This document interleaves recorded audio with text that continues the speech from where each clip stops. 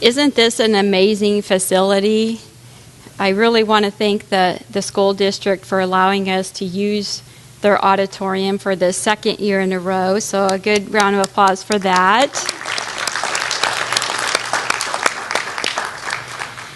I would like to welcome everyone to our annual town hall meeting. My name is Jackie Betts, and I'm your city administrator. We are very excited to be here tonight to talk about Gladstone.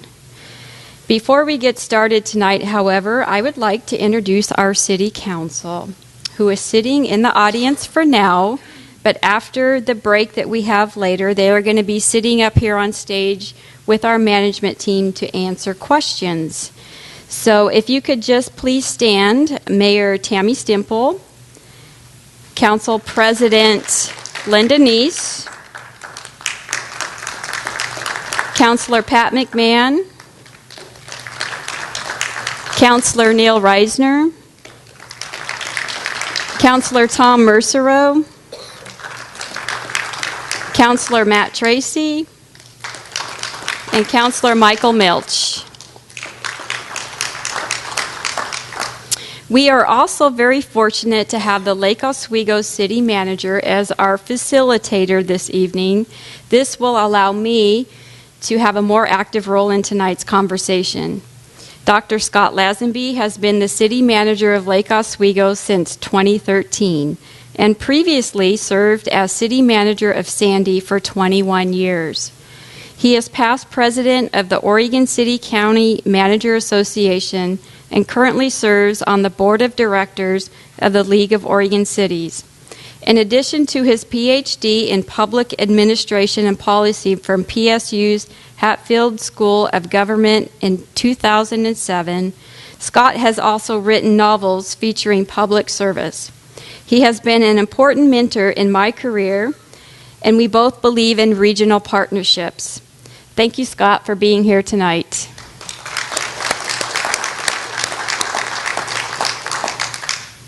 So all of you should have received a program for tonight. As you can see, we have changed the format from last year. We're going to have you participate in interactive survey throughout the evening. We will provide project updates, have a brief intermission, and then come back for question and answers. So clickers, I think I asked. Everybody has a clicker, correct? Those clickers have been donated tonight for our use by the city of Lake Oswego. And please return them when you leave or they will send us a bill. So we will do some warm-up trivia questions for you to get used to them. We'll turn the lights on so that you can actually see the choices that you can use. But that's part of our evening tonight, is to ask you some questions and to get some immediate results. Also, raffle tickets. You should have received a red colored ticket for raffle prizes and a white colored ticket if you want to ask a question. So, did all of you receive both of those tickets? Okay, we're good there. If you did not receive a white ticket and you want to ask a question tonight, then please raise your hand and we will come around and get you one. We are going to do a lottery system this evening, which is a little bit different than last year, where you just raised your hand and asked a question. After the break, we're going to come up and you're going to draw a ticket number. And if that is your ticket number and you want to ask your question, then we'll make sure that that gets answered. The one thing I do want to reassure is that if your number doesn't get called tonight, you can write your question down on an index card, and we will make sure that we get all of the answers for you tonight. So last year's town hall meeting was a big success. We had over 130 people in attendance and 95 questions were submitted. Last December, we provided answers in a written document. One question that stood out the most to me was, why are you so behind? What has the city done over the last 30 years? I would like to stand here and tell you nothing, but that would be the politically incorrect answer. The reality is the city of Gladstone is so behind because of the lack of funds, funding priorities, and past practices. These last 2 years, we have worked very hard to change that. When life hands you a problem, how you respond to it reveals a lot about your attitude, perception, and most likely, it will decide what the outcome will be. Thomas Edison once said, "We often miss an opportunity because it's dressed in overalls and looks like work." There's a lot of work to be done in Gladstone, a lot of opportunity. Welcoming situations and having a positive shift in perception can make the difference between a happy, successful outcome and a dismal failure. With the current leadership, both elected and staff, the city is planning ahead to ensure the citizens of Gladstone move forward and be fiscally responsible. Parks are visible and necessary in a community, but so is public safety, the library, senior center services, our downtown, and utility infrastructure. There are some things that make communities interesting and lovable that doesn't necessarily cost a lot of money. What they do require is insight and sensitivity to the idea that we are building emotional connections with our citizens, not just paving roads, enhancing our tax base, or collecting garbage. Every community has the opportunity to create meaning. And beyond us sitting here today, there are a significant number of citizens who make up an untapped resource for our community change. Some of you are already fully engaged, while others are just needing some encouragement to turn their emotional connections to the city into a meaningful, tangible action. Gladstone has so much potential, and it's an exciting time to be part of this team. As the gap between the city we aspire to be and the city we can afford grows, engaged citizens will shoulder more and more of the burden of making your city great. No place stays special on accident. Planned change and unplanned change creates value and vibrancy. What I have learned in my short time here is that, yes, we can make Gladstone a better place to live, but people will not embrace what they don't understand. It is that simple. We need to do a better job of providing information and being accountable so citizens can embrace what we are trying to accomplish. Thank you all for being here tonight.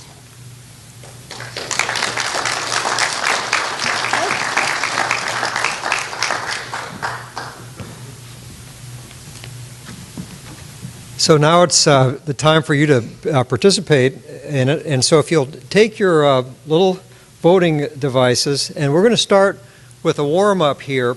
And the way it works is you'll push, in this case, one of the letters between A, B, C, or D, and that'll be your answer. Now, you can change your mind, and you can vote as many times as you want, but the machine will only record your last decision.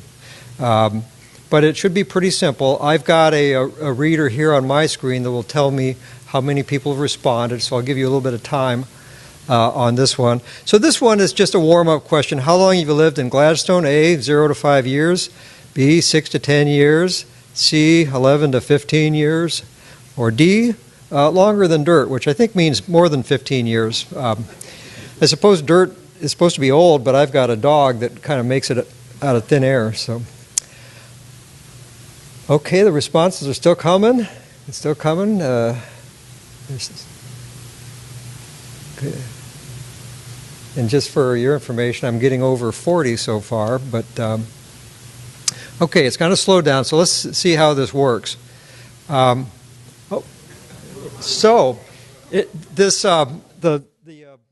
labels on the bottom are going to be hard to read, but they're always in the same order as the choices. So you see by that, the majority of the folks here have been lived in Gladstone longer than 15 years. So, very interesting. This is an interesting trivia question. How many library book challenges were officially filed in the United States in 2016? And the possible multiple choice are A, 35, B, 168, C, 323, or D, none?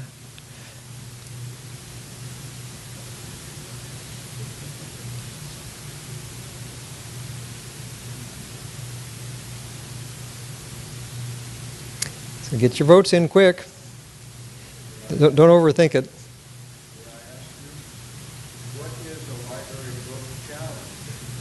I think is that if somebody don't want the book in the library, is that how it works?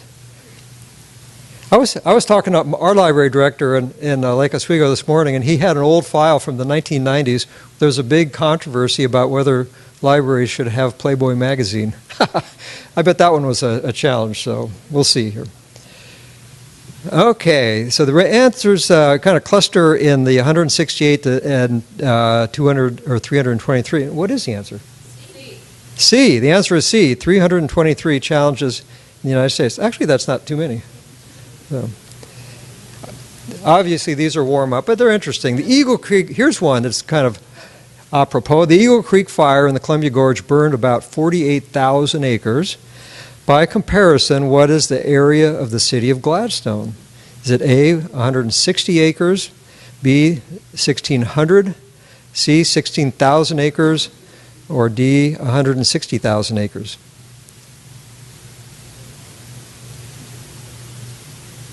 I think there's about 640 acres to a square mile, if that helps.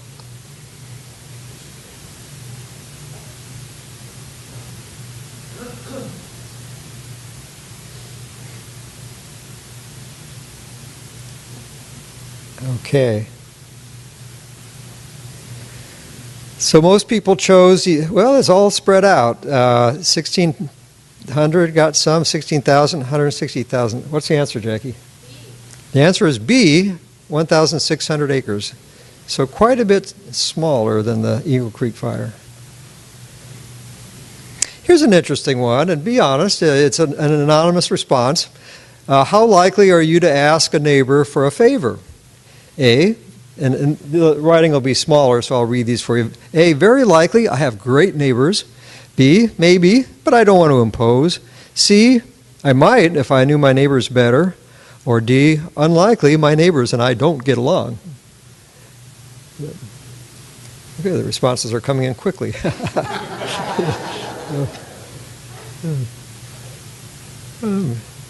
There's no right answer to this. Oh, very good.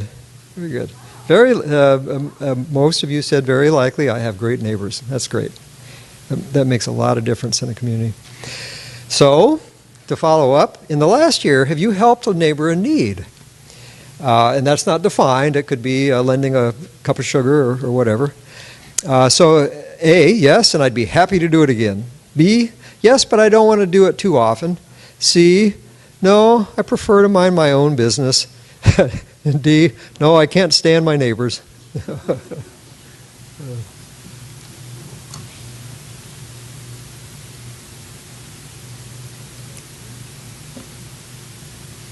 Oh, wow. So, very good. Yes, and I'd be happy to do it again. That's good. Okay, we're going to shift to our head of finance, Carol.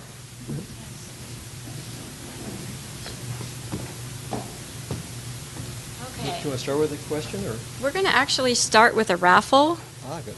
Here comes Colin. All of you have your red raffle tickets out. All right, Scott, you're going to draw a ticket number. We have lots of prizes to give away tonight, so. All right.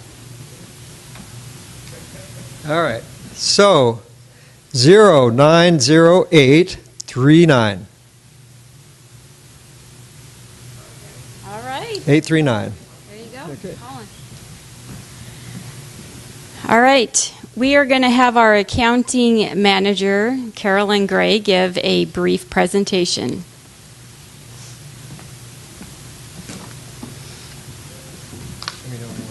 Go ahead. So we're going to lead off with a trivia question tonight. So what portion of your property tax dollar goes to the city? Is it A, 7 cents, B, 27 cents, C, 47 cents, or D, 67 cents?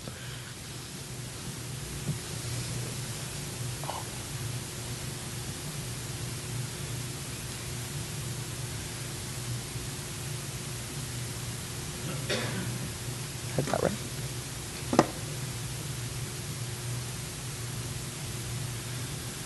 And the answer is B, 27 cents.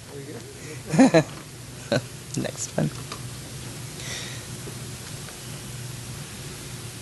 So on average, the average household in Gladstone pays about $4,000 per year in property taxes. At 27%, approximately $1,080 goes to the city's general fund. And as you might imagine, that doesn't cover all of the costs of services the city provides. Services like police, fire, library, senior center, and infrastructure.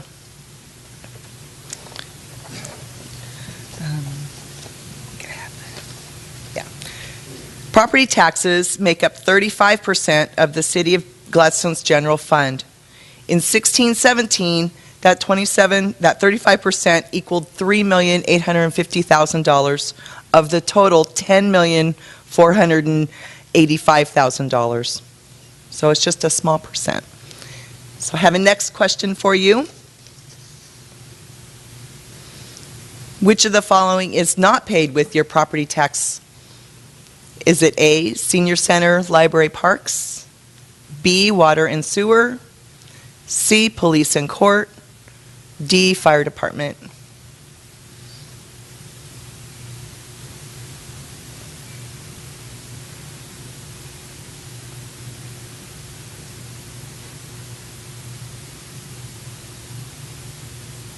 And right again, the answer is B, water and sewer. The largest portion of Gladstone's general fund expenditures, thank you, is 55% in emergency services. You can see police and court. Remember, this is your 27 cents. So 34% of that 27 cents goes to police and court. And same with fire, 21% of that 27 cents per dollar. Some of the projects that finance has taken on last year and continuing on into this year is we are just almost completing a software conversion.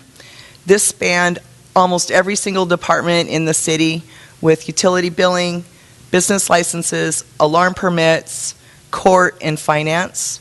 We are just wrapping up today, actually, the alarm permits and business licenses. Next week, we are going to have our expert here, and we're going to be going back live in payroll in October. So we're almost to the end, but what's exciting about this is staff is starting to see the potential and how we can use the system to be a more robust and active part of the community and give information in a timely manner that we've had so many requests for. So we're really excited about what the next year brings in terms of the information that we can provide the citizens.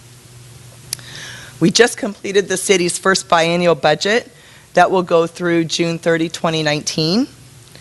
We will be conducting a midterm review in spring of 2018, but that date has not yet been determined.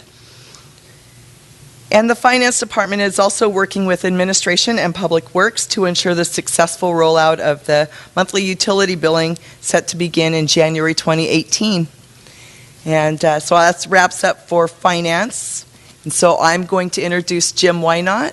He is our Public Works Director for the City of Gladstone. Thank you.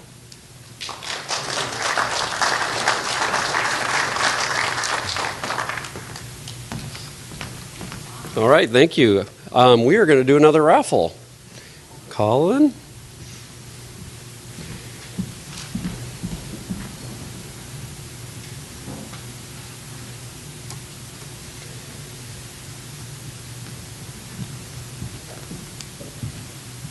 So the last three digits are 841.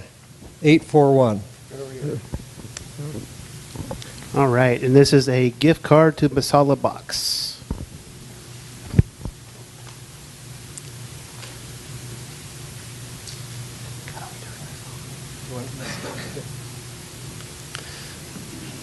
Okay, good evening. I'm Jim Wynot, your Public Works Director, and if any of you were here last year, remember I kind of hogged the stage a little bit, so I'm going to try to refrain from talking about all of the 6 areas of responsibility in Public Works, and I'm going to focus on our utilities tonight.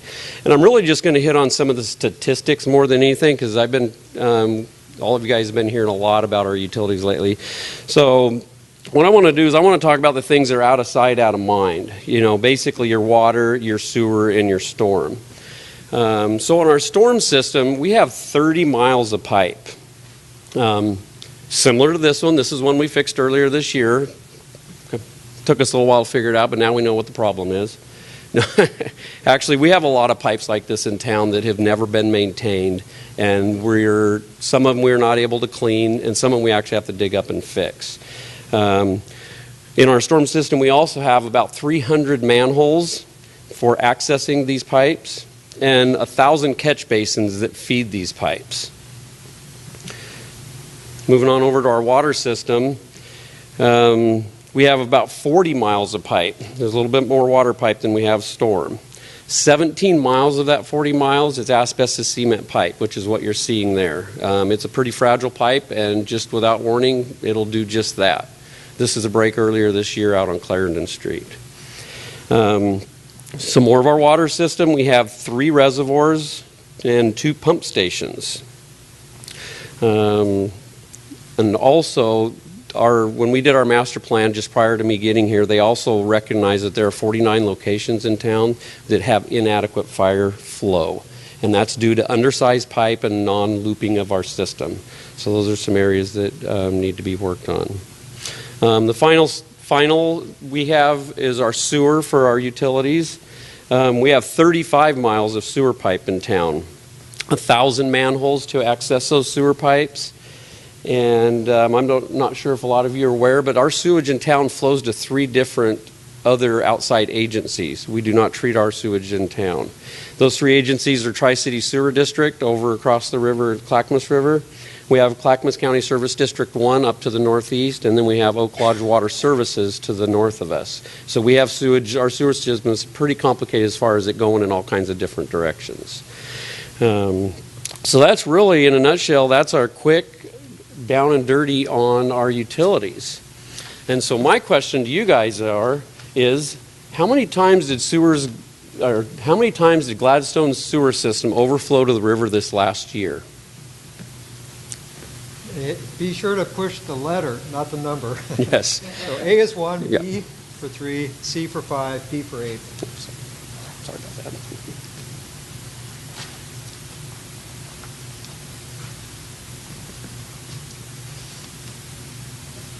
What's the answer, Jim? The answer is D. We actually overflowed to the Clackamas River 8 times this last winter.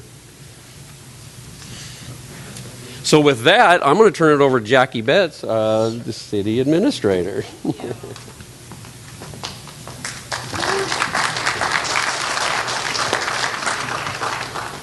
I heard that's awful, and it is, Jim. You have a lot of work to do in our infrastructure. But that's just kind of a glimpse of the neglect that we've had in Gladstone for the past 30 years. So I'm going to talk about some positive projects. Yep. There we go. I have no slides, but I want to talk about fiber connectivity, the new police department, the new city hall, and the new library.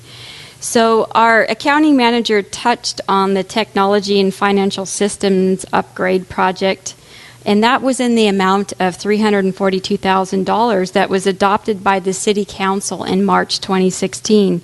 The goal of that project is to upgrade the City of Gladstone's technology to support best business practices in communication, transparency, data, and facility security.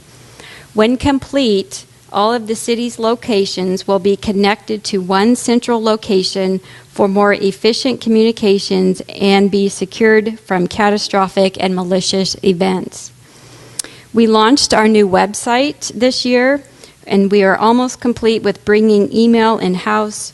We have our new servers, and we are now on budget with accounting, finance, court software upgrades with Tyler Technology. We went live on utility billing and court, and we are close to finishing business licenses. I know that you may not all know what that really means to you, but it means efficiency in services. That's what we're trying to accomplish here in Gladstone.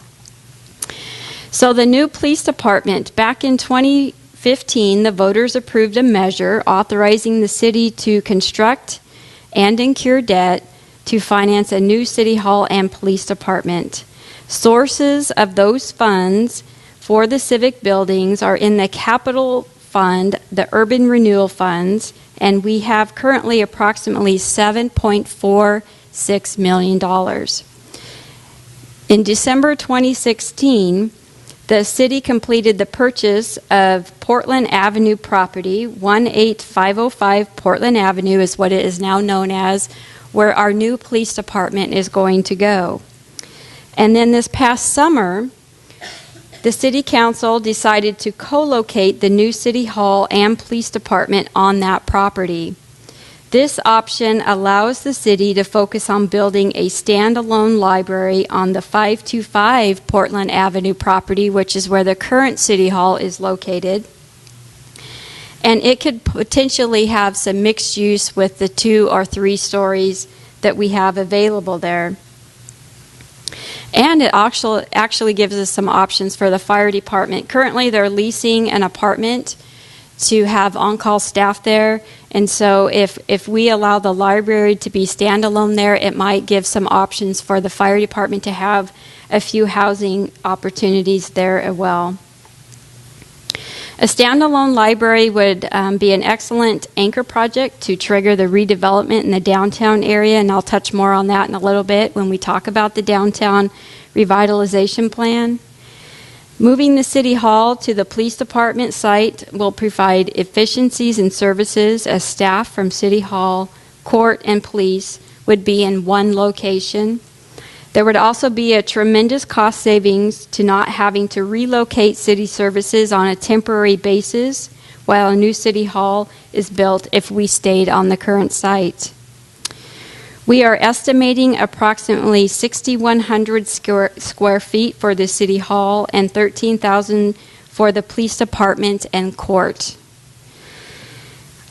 I have chosen to evaluate the assistant city administrator position, and in the meantime, we are going to hire an experienced project manager to have direct oversight of the new police department and City Hall projects.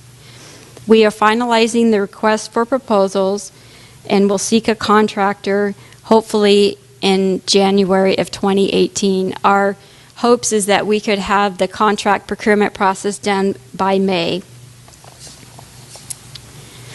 I want to talk a little bit about the library. I'm excited about the library, and for the past several months, the City of Gladstone and Clackamas County have been involved in a legal dispute surrounding the potential construction of a new library.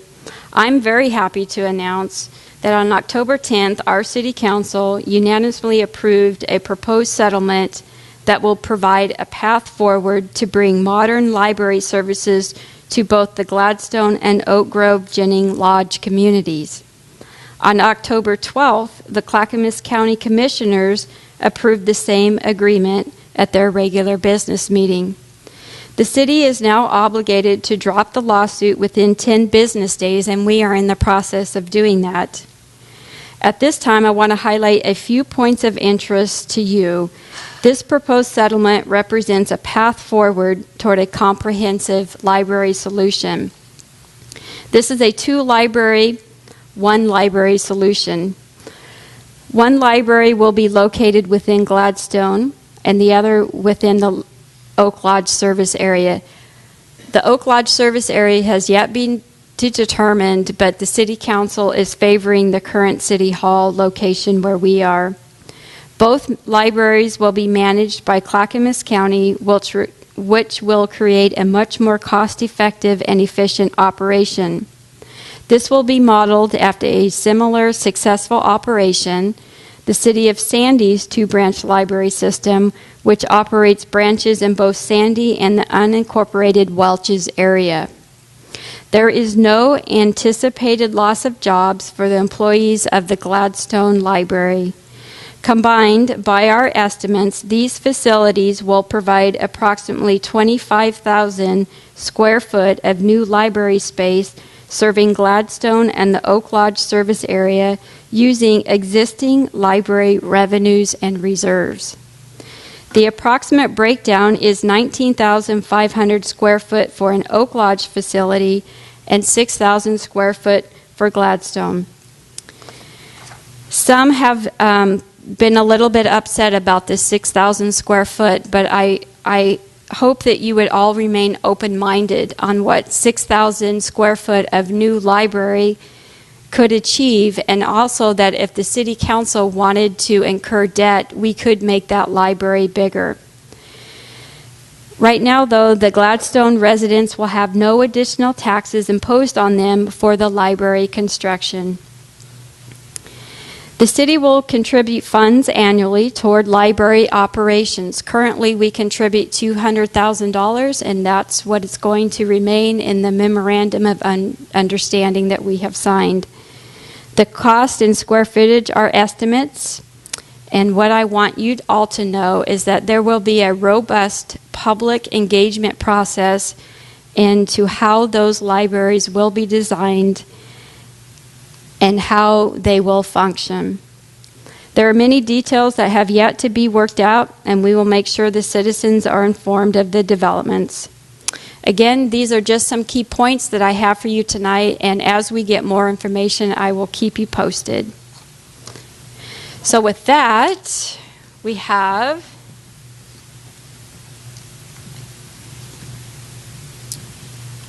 what we would like to know is, how do you generally receive information about what is happening in this city? Is it through the website, the newsletters, social media, local paper? And I know that you could get it from a variety of sources, but really what we're looking for here is what is the main source of information that you receive.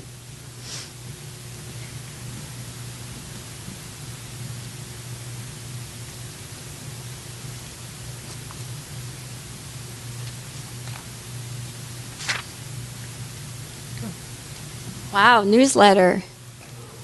That's great. And you know, we changed it this past year to where it's like a bigger actual newsletter, and what I'm getting is that you guys like that, right? That's good. Very good. So we're going to do a raffle again. Get your red tickets out.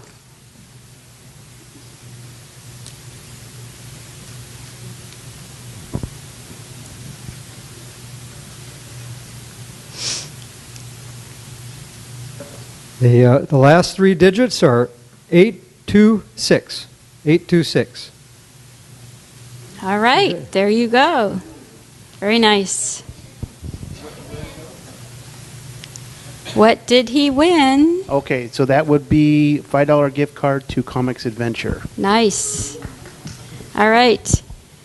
So I am very fortunate to have two chiefs. I like to call them two chiefs because I have a fire chief and a police chief, and they're both going to speak tonight. I believe we're going to hear first from our fire chief, Tom O'Connor, and he is next up.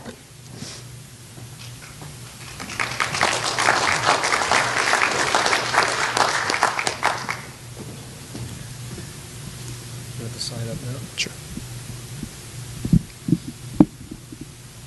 Okay, good evening, everybody.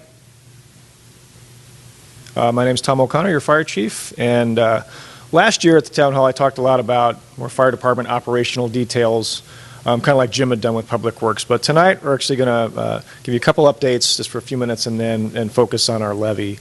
So the fire department, we've had some changes. I've been here a year and a half now, and I'm proud to say that as of October 30th, so coming up here in a few weeks, for the first time we'll have firefighters on duty at the fire station 24/7, 365. So that's a huge development for us as it relates to response time for the fire department. So you'll hear more about that, but thank you for those who have supported that.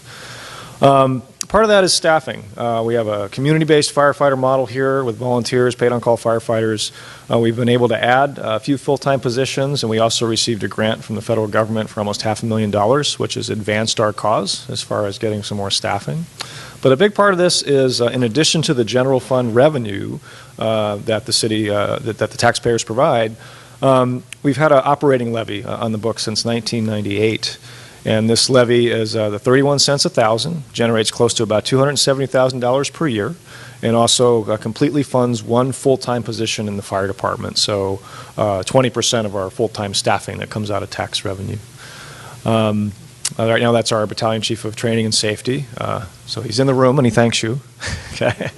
And so it's important, hopefully that levy is able to continue. So it funds multiple positions. We have some part-time positions, other programs. So if you've been unfortunate enough, like the folks in this picture, to need the jaws of life to cut you out of the car, that equipment was paid for out of levy funds. Some of the advanced cardiac monitors we have are paid for out of levy funds. So we try to really target high priority programs with the levy funds. So the police and fire, Chief Jolly is going to speak next. We really are joined at the hip in many ways, almost kind of literally with our buildings touching. We see each other all the time. We work together, and the police and fire levies started at the same time. I think we work together, and we try to get the information out to the public. But they are separate levies. That's why Jeff will be talking next. But it started in 1998, and it's been renewed 3 times since.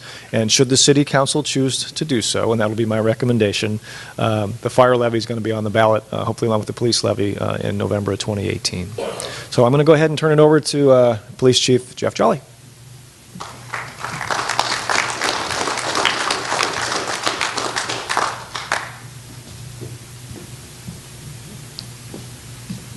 Good evening, Gladstone. I appreciate the opportunity to be able to speak to you tonight and share a few things about the police department.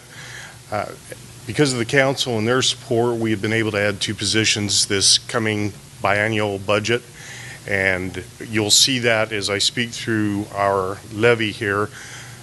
This will afford us the opportunity to ensure that we staff our critical needs, such as our school resource officer and our detectives, regardless of the fluctuations in our staffing, whether people are coming or going. And having a new building on the horizon is very bright in our future, and we're very appreciative of that, because that's just something that helps retain and keep quality employees.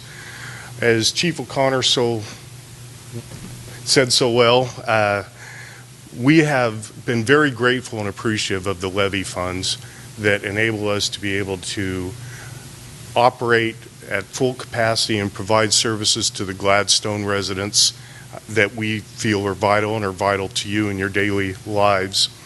Our levy has at 0.68 per thousand, which generates close to $600,000 per year. This levy funds 5 full-time positions in our department. It funds 2 police officers, a school resource officer, a municipal ordinance specialist, and 1 executive assistant. This adds up to 25% of our staffing that we are funded through the levy with. This also funds the following programs: dispatch services that are provided through CCOM. So when you call 911, that is routed to a dispatch center up in Oregon City. And it funds those costs of $130,000 per year, which is our share for having that service. And it also funds the K-9 program, which we're reinstituting, as well as the school resource officer program and expenses. As we look towards the ballot in 2018, I want to emphasize that neither the fire department, our public safety partner, or the police department are seeking any additional revenues or increases. We feel that we can operate within the funds that have been provided, and we're grateful for what we have, and hopefully we'll have a successful next year. Thank you.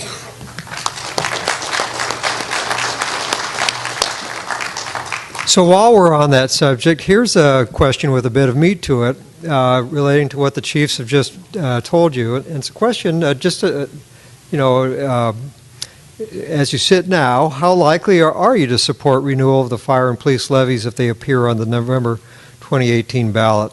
So A, I will support it. B, I'm likely to support the renewal of the levies. C, I'm unlikely to support them. Or D, I will not support them. So go ahead and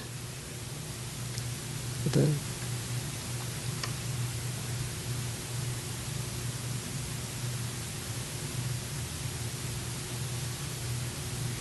Okay, so this is helpful information for both the chiefs and for the city council.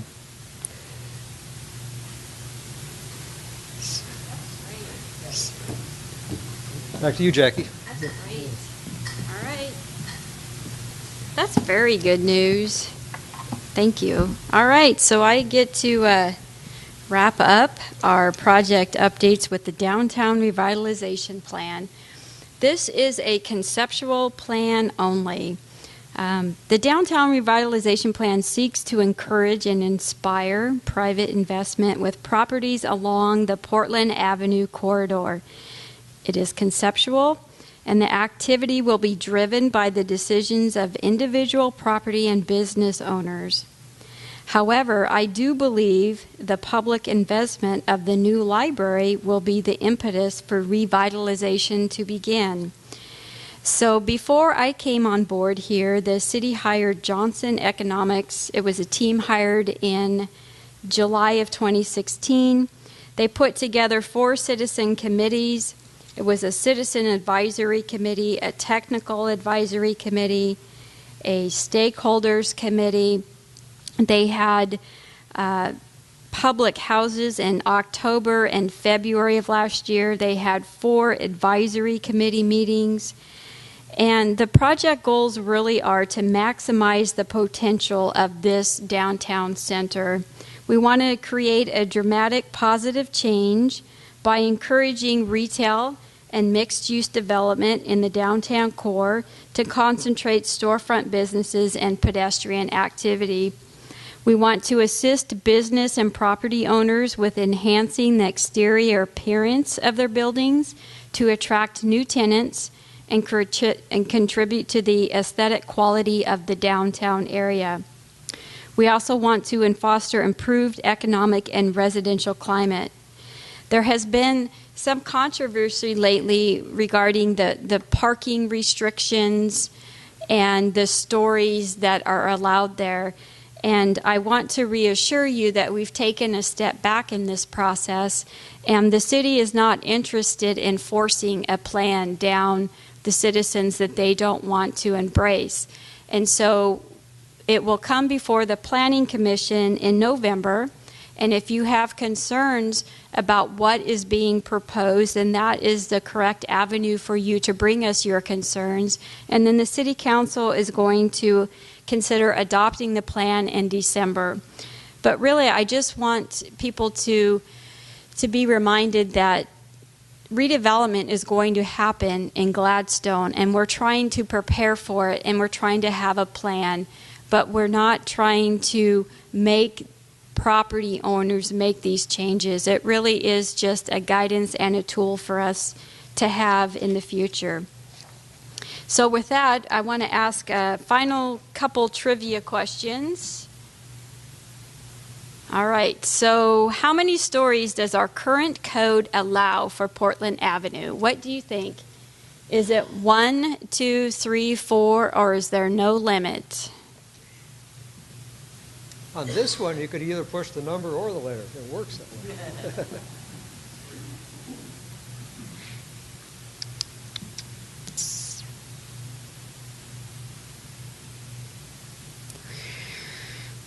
ABC, 4, huh? It allows, oh, it's C, Yeah, right? Okay, yeah, you're right. It does allow for 3. That's correct. A lot of people are It does allow 4. Oh, you read it, Yeah. Scott. Yeah, the right answer is 4, right? D and 4? Yes. Yeah. Yes. Yeah. Yes. So here's a follow-up question. How do you feel about it? You go ahead and read it. Go ahead and read it. How do you feel about a proposal to limit the height to 3 stories? So actually, yes, I'm sorry. Getting back to that, our current code does allow in certain zones in the downtown area for 4 stories with fire sprinkler systems. So how do you feel about proposal to limit the height to 3 stories? You agree with it, disagree with it, or just don't care?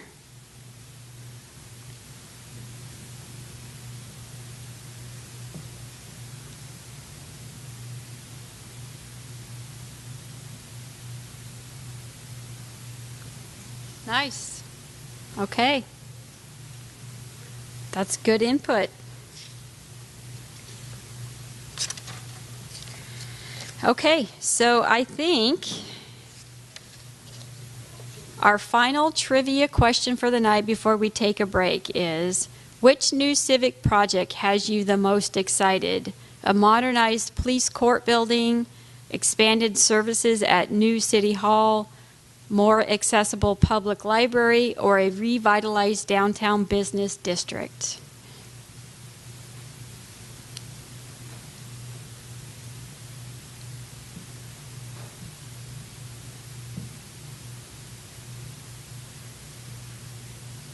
Looking for the none of the above. Yeah. Where's none of the above? Revitalized downtown business district. Wow. That's great. Good, good, good. All right. We're going to take a short break. There is refreshments out in the lobby. We'd like you to come back, and we are going to get set up for our question and answer period. Thank you very much. As Councilor Reisner makes his way here, we'll do another raffle drawing.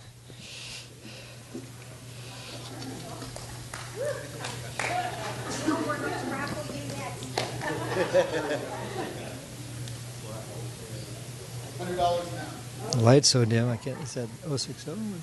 0825. Oh, I had it upside down. Yeah. So the last 3 digits for the raffle are 825. 825, right over All there. right, another $5 gift card from Comics Adventure. So what we're going to do now is it's time for your questions. So we'll draw the white raffle tickets just for the order of questions. And again, we have 30 minutes allotted for this. Some of the questions may have long answers, so if you don't get to your question, as Jackie said, write it down and the staff will work to get an answer to you. So for the first person asking the question, and I should say hold off on asking until Colin can get to you with the microphone so we can all hear the question. I didn't bring my reading glasses, so where is it? Oh, here it is. It's, is it 866 for the last one? 866. Yeah. So the last 3 digits are 866. Who's got white raffle ticket 866? You do? Okay, right over there.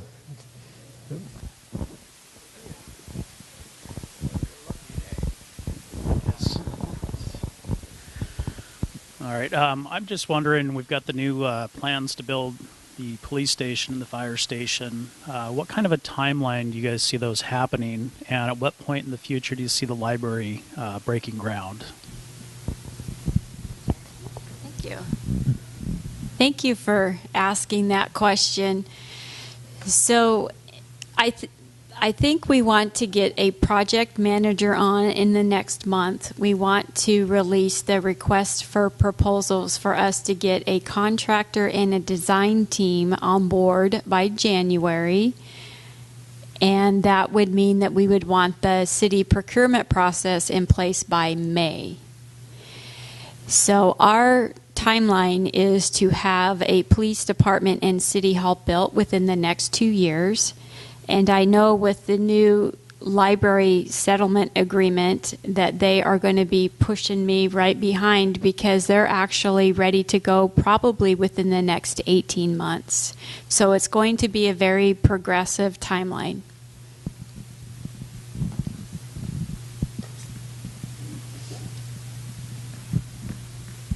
So the next winner for asking a question, the last 3 digits are 862. 862, right over there.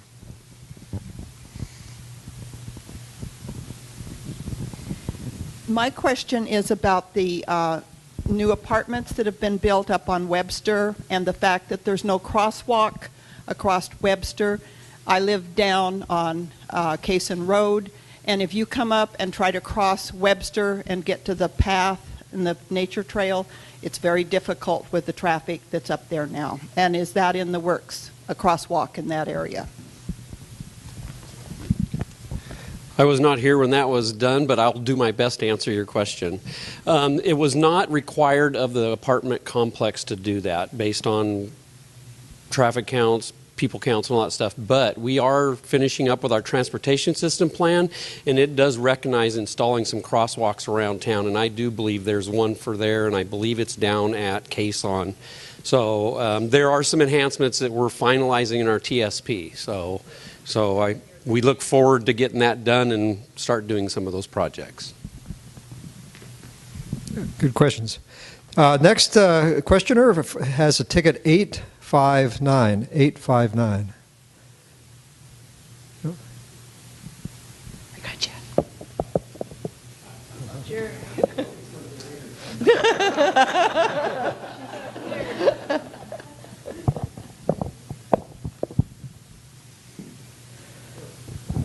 I think I want to talk to Jackie Betts. Is she here? There she is. That's of course.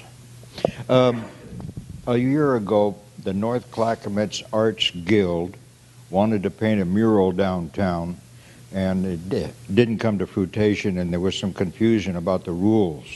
I wonder if we're still under the billboard rules, or are we going to have something for murals in town? So are you talking about the property directly across from Dartmouth? Yes. I believe that that is now like freshly painted, correct? And if I understand correctly, there are no rules, but there is a process to where there's like protocols that if you work with administration on giving us the ideas on what you want to put there, then we will work with you on that to include the city council. To answer your question, there's no city code on murals, and so I think it's really just an administrative process where we can work together on what it is that you are conceptually trying to achieve there, and that we can make that happen with you.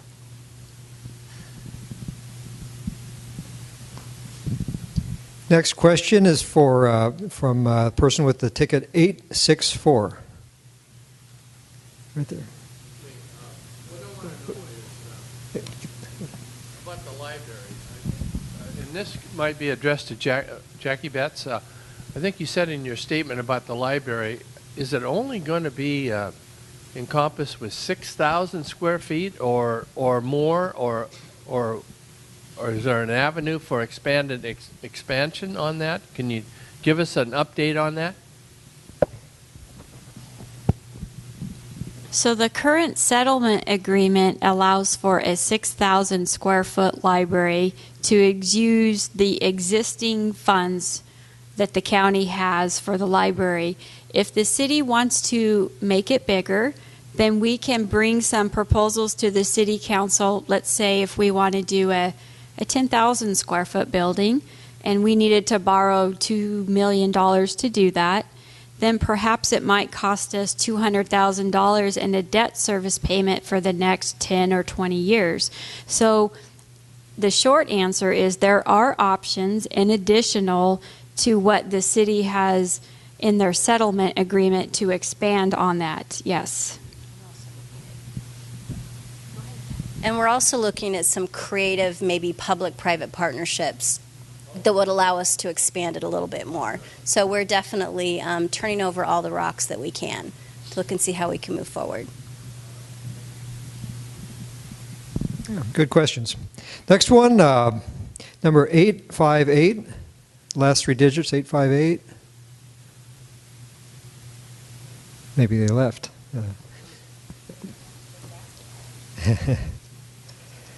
And 865. 865, last three digits. Huh. Well, we'll keep going. How about 861? 861. Huh. Well, while we're still drawing tickets, Mayor, is there a question that you were hoping nobody would ask, but you had the answer for? Oh, no. Don't put me on the hot seat. Okay. No. That's your job. That's why you get paid the big bucks, is for this. How many square feet is the current library? 5,100.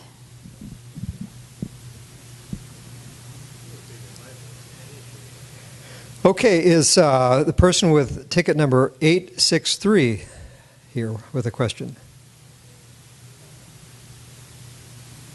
Okay.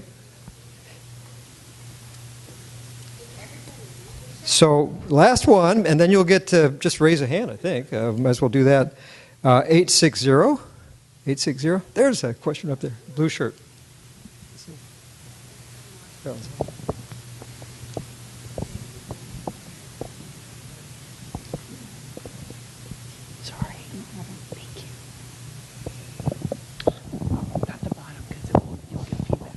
Okay, got it.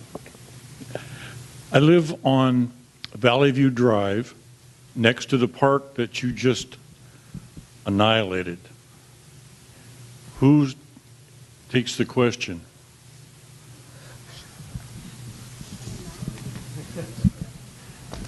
What's the question? The question is that now my neighbors and I are sharing a rat population that you chased out of the park. Who's going to take care of the problem? I don't know. The best thing I can say is to quit feeding them, maybe? I don't know. What we find around the city is a lot of times they're being fed. I mean, with cat food or something like that out there. We was not aware of any rat problem in the park. The guys never mentioned anything when they were clearing it. And we, as far as annihilating it, we have gotten so many compliments on how that park looks now because of the way it was. It was home to homeless and other bad activity. So we did that to improve the park, and it's turned out great. I don't know what to say about the rat problem. I'm not aware of a rat problem out there, so I don't know what to say about that. Okay. Another question. What's the fine for shooting a firearm in the city limits? You got the chief of police over there.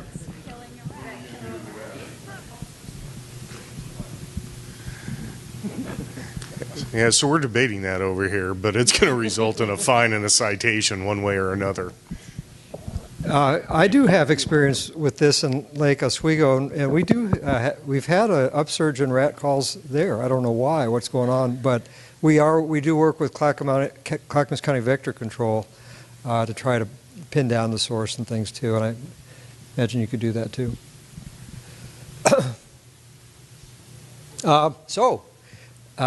We've got time for questions. Is that okay, the Mayor? Okay. You have more prizes? Okay, let's do that. Okay. So this is back to the red tickets for a prize, and think about a question. You've got your elected officials here. Do give them some stumpers. So red ticket, last three digits, 835. 835. Okay. Keep trying. 817. There you go. 817, all right. Crossroads Coffee Cafe gift card. That's all right. Thank you. So if you do have a question, please just raise your hands, and then one of the staff with the mic will get to you to answer it. This one up there.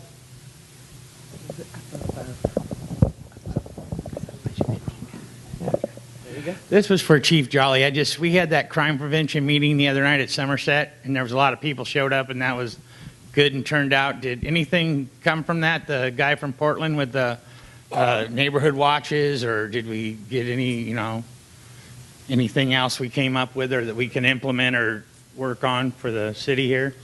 Thanks, Greg. I appreciate that, and I appreciate you and your family being to that meeting also.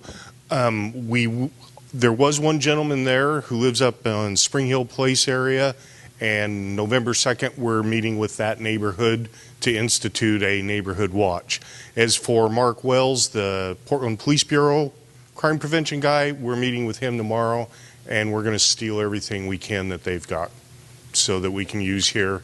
So it's kind of kicked off. It's one of the goals that we had for our department, but it's really kind of pushed it to the forefront is to get into the crime prevention arena and try to be proactive in what we do. So it was a good meeting. Thanks. Other questions? Oh, I've been an advocate for Gladstone Library since the inception. About 4 or 5 years ago, used to go to all the library meetings, and I have to thank Save Gladstone from keeping us from having one. They said it would be in 2014, 2016, 2017. Now it's 2019, 2020. But if a 6,000-foot library, and you mentioned it could be enlarged, is too small, would that include indoor plumbing? Because libraries are not just for books anymore. That's how they were when I was a kid. They're for computers. They're for all kind of media activities.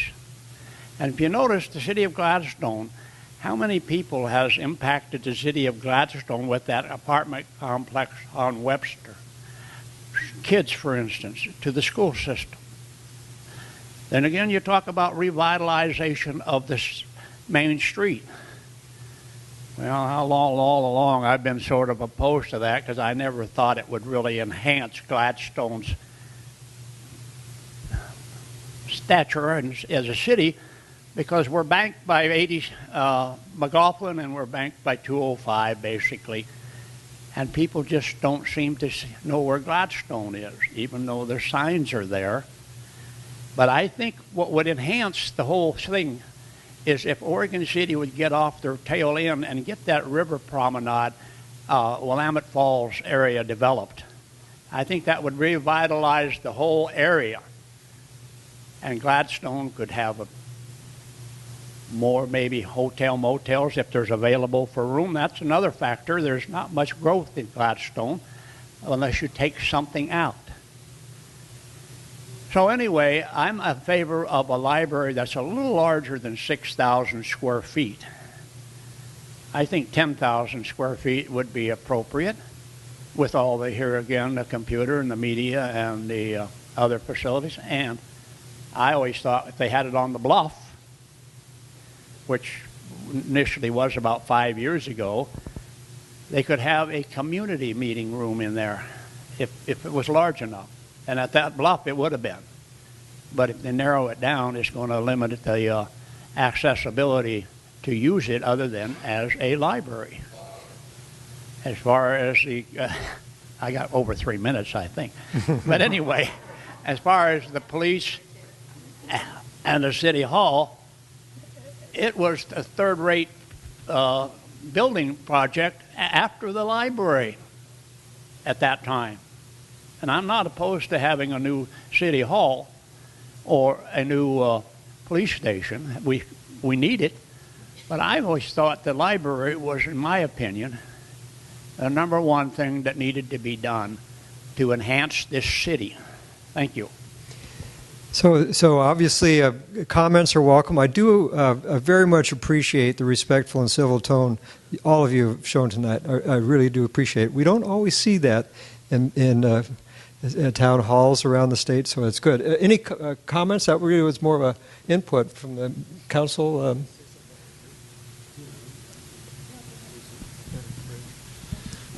I would also like to add on your comments about with Oregon City, the work they're doing over there, something the city's been working on for quite a while, and Mayor Stemple really got this spearheaded a long time ago, was getting the trolley trail bridge back in, which will really help, and we're looking at doing grants to get that done. And so I just wanted to add that will also help, the whole downtown area.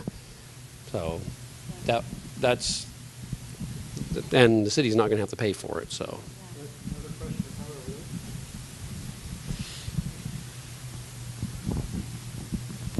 Hello, everybody. Mark Meek, your state representative, and I just want to recognize that sometimes you get disappointed because you don't have a lot of people here to get involved. I'm sure last year you had a lot of contentious issues, and I just want to recognize and give you just kudos that you're doing a great job, Jackie, with the forecast of the work you're doing. All these things are getting settled. We had issue after issue.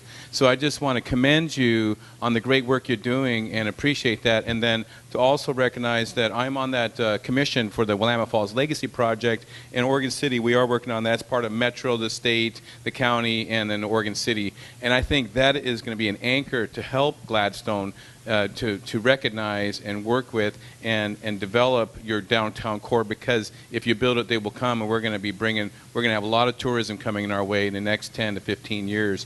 So now we just have to plan and get ready for it. So good work, and I just want to thank you. There's a question in the back.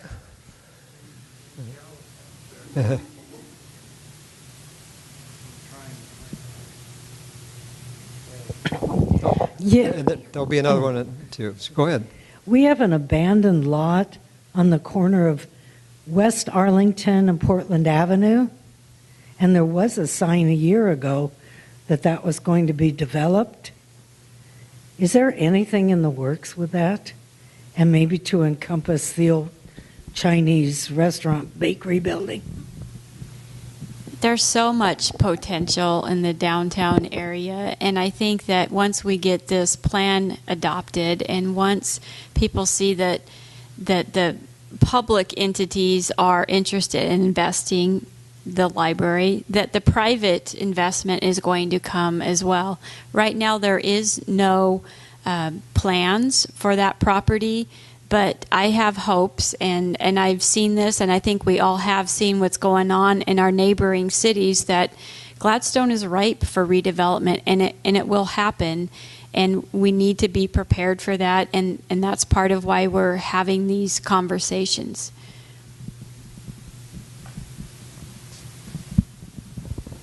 I'd be interested in an update on Gladstone Crossing. I see some work going on there. What's happening?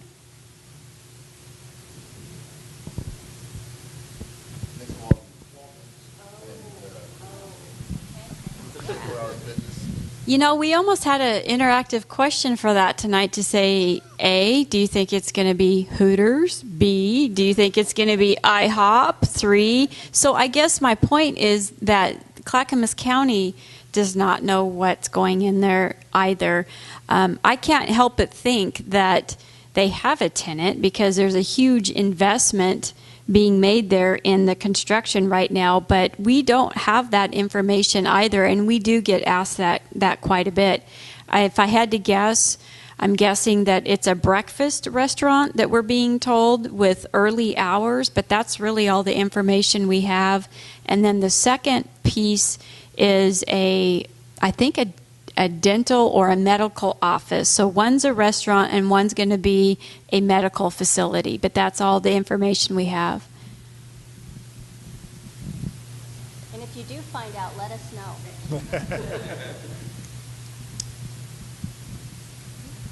Other questions or comments? This one there. Colin, behind you. Don't worry, I'm taking it easy on you guys tonight. Just don't get used to it. On the library issue again, one of the things that I know I've talked about and I've heard other people mention is a possibility of having like a room for a coffee shop or commercial space beneath it. Is that something that could legally happen? And now with this agreement with the county, is that something that might possibly happen, or anything that anybody would be looking into? You want to take it, Mayor? Absolutely. I think the beauty of this is that the 6,000 square foot for a library doesn't have to be on the first floor. It could be on the second floor, but it can be a public-private partnership where you could have mixed use there. So yes, absolutely, that's a possibility. There you go. Absolutely. You got to think outside the box. This one at the top. Hold from the top. That just brought up another question about that restaurant at the crossing there, Gladstone Crossing. These are people that talk. I talk to a lot of people. They want to know. They're saying it's going to be a breakfast thing because of it. If they say it's a 24-hour or a full-day restaurant, that would create too much traffic, and there would have to be a traffic study done. So is there any truth to that at all? Why they just call it a breakfast so they don't have to I think the breakfast talk that I've heard about is that it would open very early and close very early, so it's not a 24-hour. So I think there's just conflicting information right now, and that's good. It's conversation, but I'm not hearing that it's a 24-hour breakfast place. Well, so the question is, does that, if it is a restaurant that's going to be open till midnight or something, and they say there's going to be 1,500 cars a day or whatever, then does it constitute a traffic study for that intersection right there or no? No, it's already gone through the planning land use process, so what it's approved for has already met those thresholds for traffic impact and all the land use processes.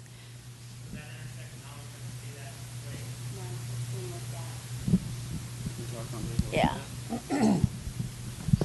No, as a matter of fact, our TSP, our Transportation System Plan, has identified that intersection with some issues, and it is a high priority to fix it. And they have some ideas. Of course, it's going to be ODOT driven because it is an ODOT intersection, but as long as we have it in our plan, that's going to run it up their priority list a little bit. And it's actually, at the Planning Commission last night, as a matter of fact, this was talked about. And it's actually being considered a safety issue versus a volume issue because that runs it up the priority list a little bit more. And there's not a volume issue there, actually, according to the numbers, until about 2040 or so. So that's why it's a safety issue, and it's recognized, but it is driven by ODOT.